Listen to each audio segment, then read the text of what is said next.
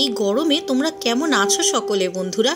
তোমাদের এই গরম থেকে রিলিফ দেওয়ার জন্য আজ আমি নিয়ে এসেছি একটা এমন রেসিপি যেটা হারিয়ে গেছে। তোমরা শুনলে অবশ্য নাক ছিটকাবে, বলবে পান্তা ভাত, এ আবার কি রেসিপি? কিন্তু জানো কি, পান্তা ভাতের জল শত পুরুষের বল, এটা আমি নয়, স্বয়ং মনোহর আইচ বলতেন।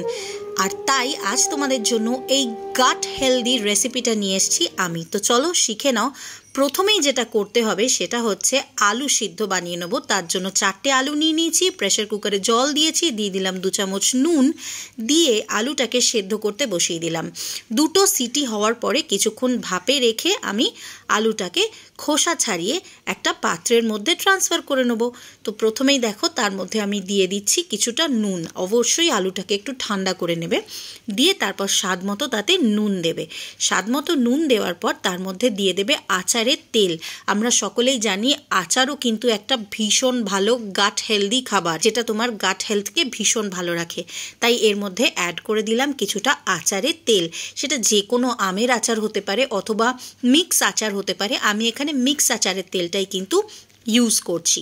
এরপর এর মধ্যে দিয়ে দেবো কিছুটা কুচো করে রাখা কাঁচা লঙ্কা। এটা সম্পূর্ণ অপশনাল, তোমরা চাইলে কিন্তু অ্যাভয়েডও করতে পারো। যারা ঝাল খাও না তারা কাঁচা লঙ্কাটা দেবে না, তবে আমরা যেহেতু একটু ঝাল পছন্দ করি তাই দিয়ে দিলাম কাঁচা লঙ্কা। আর তার সাথে দিয়ে দিলাম চপ করে রাখা পেঁয়াজ। আমি 2টো ছোট পেঁয়াজকে এখানে চপ করে নিয়েছি। হাফ মিশিয়ে দিলাম আমার আলু ভাতের মধ্যে, আর হাফটা রাখবো এর পরের আইটেমটার জন্য। তো দেখো আমার আলু ভাতে কিন্তু সম্পূর্ণ রেডি। দেখতেই টেম্পটিং লাগছে না? পান্তা ভাতের জন্য কিন্তু কি করতে হবে সেটা তোমাদের আমি এরপরে বলছি।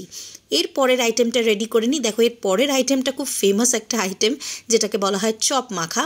তার জন্য আবারও আমি পেঁয়াজ কুচি নিয়ে নিলাম কাঁচা লঙ্কা কুচি, এবং এর মধ্যে মিশিয়ে দিলাম চপ।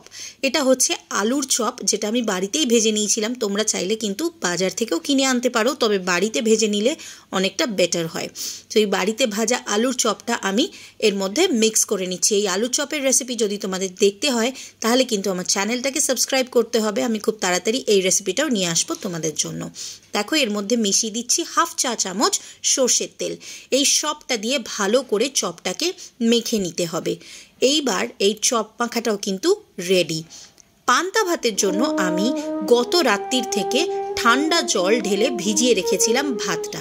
এই দেখো ভাতটা কিন্তু এরকম জল ঢেলে রাখা ছিল। আর কি করব, আর এরপর কিছুই করার নেই। ভাতটাকে একটা বাটিতে বা একটা প্লেটে আমি ঢেলে দেবো। প্রথমেই দিয়ে দেবো ভাত, আর অবভিয়াসলি জলটা কিন্তু নেবে, কারণ এই যে জলটা হয় পান্তা ভাতের, এটা ভীষণ ভালো একটা, এই প্রোবায়োটিক খাবারটা কিন্তু তোমাদের শরীরের জন্য ভীষণ ভালো। দিয়ে দিলাম আলু মাখাটা, আর তার সাথে দিয়ে দিলাম চপ মাখা। চাইলে এর সাথে একটা কাঁচা লঙ্কা, সামান্য একটুখানি নুন ছড়িয়ে নেবে, আর দিয়ে নেবে একটু সর্ষের তেল। এই গরমে এই খাবারটা ট্রাই করে দেখো, কথা দিচ্ছি খুবই ভালো লাগবে। আর ভালো লাগলে আমার চ্যানেলটাকে সাবস্ক্রাইব করে নিও। আজকের জন্য এটুকুই। সকলকে ধন্যবাদ, টাটা।